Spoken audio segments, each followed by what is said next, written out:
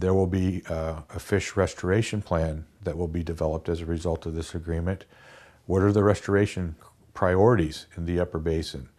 There's been a lot of impact to the rivers and streams up above these dams, and our fish need to have a restored place to return, and we need to know that the habitat will be ready to accept our fish when they come back.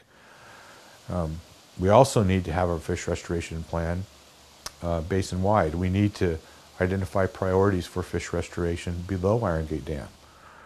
We need to restore fish habitat in the Shasta and the Scott River, in the Mid-Klamath and in the Lower Klamath. And then finally, underneath the fisheries programs, there needs to be a fish monitoring plan that can evaluate the effectiveness of the restoration plan, of the reintroduction plan, can monitor the status of fish populations, can monitor the success that we hope to achieve in terms of water, can monitor other things like water quality, things of that nature. And then finally, the agreement calls for the formation of a governing body, and right now it's called the Klamath Basin Coordinating Council. That would kind of oversee the implementation of the restoration agreement. It would oversee the implementation of the fish restoration plans. It's a governing body where the Yurok Tribe, along with irrigation, federal and state agencies, commercial sport fishermen and others, would jointly govern setting forth the priorities, resolving disputes, things of that nature when it comes to implementing this Klamath Basin Restoration Agreement.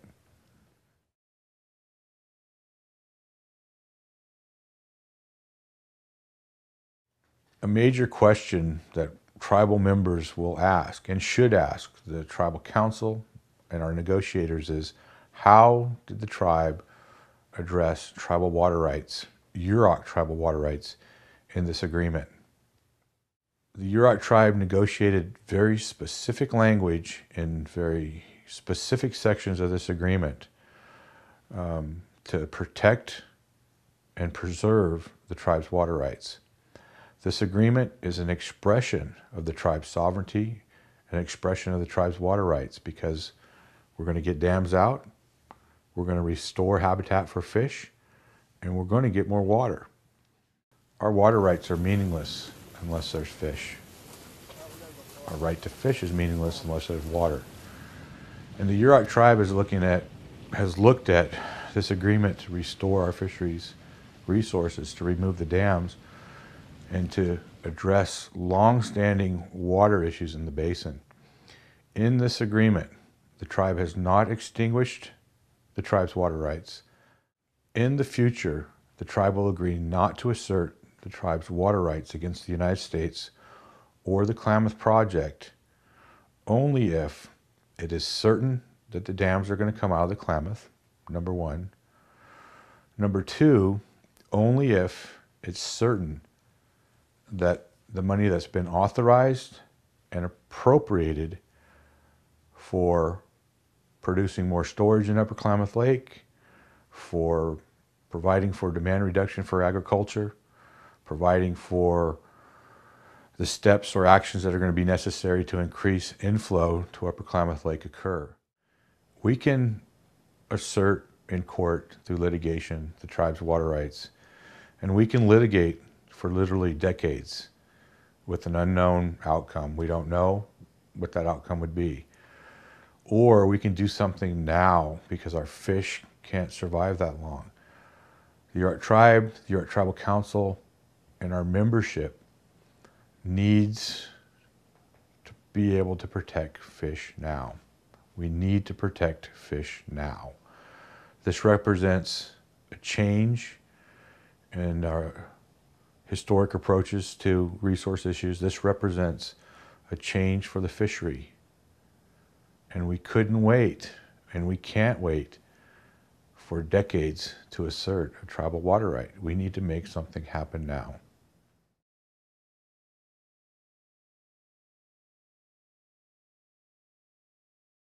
Well, as we embarked on this important decision to remove dams, we wanted the tribal members to have the knowledge right along with us and to understand why the tribe is moving in a new direction.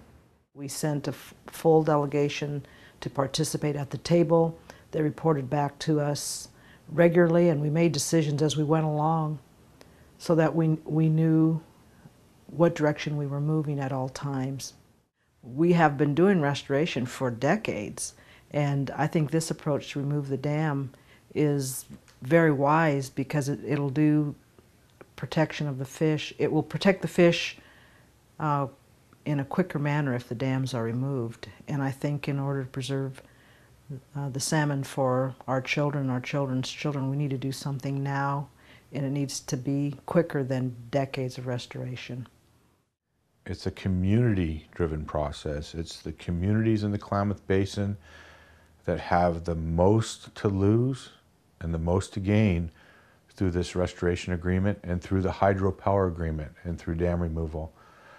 And for outside interests or for people to just spin that in the media and say it's a Bush administration driven process simply does the disservice to the hardworking groups at the table. Our fish aren't Democrats and they're not Republicans. They're fish. The Yurok Tribe and Yurok people have an obligation to take care of those fish. We have an obligation to the resource and to future generations. That cuts between and through political divisions. It cuts between and through political parties. This isn't a Bush administration process or agreement. This is a Klamath community process and agreement. Yes, I believe the Klamath River Basin Agreement is a chance to make history. It's the first project of its kind to undertake the removal of 4 hydroelectric dams. It starts to become very obvious that we have to deal with those major impacts or we're going to lose a lot of our runs. It doesn't mean that all the salmon are going to be extinct within the Klamath River, but what we'll have is we'll have a situation where we'll have decent hatchery runs of fall chinook and winter steelhead, and then the rest of the fish will go away, and you'll be able to go out to these different beautiful streams and beautiful places, and it'll be like a ghost town. You'll only hear the whispers of the fish. You will not see them anymore. And that's something that's incredibly sad, that we really have to avoid. And by removing these dams will be the first significant step towards taking a path to having thriving fish runs once again. I think that it's important to remember that for the survival of our tribe, we need to protect our rivers, our salmon, and it's a bigger issue now. It's actually a global issue to protect rivers, remove dams, because it's also affecting the earth. And Yuroks, I think, are doing their small part by protecting their homeland, but it actually influences a larger problem that we have.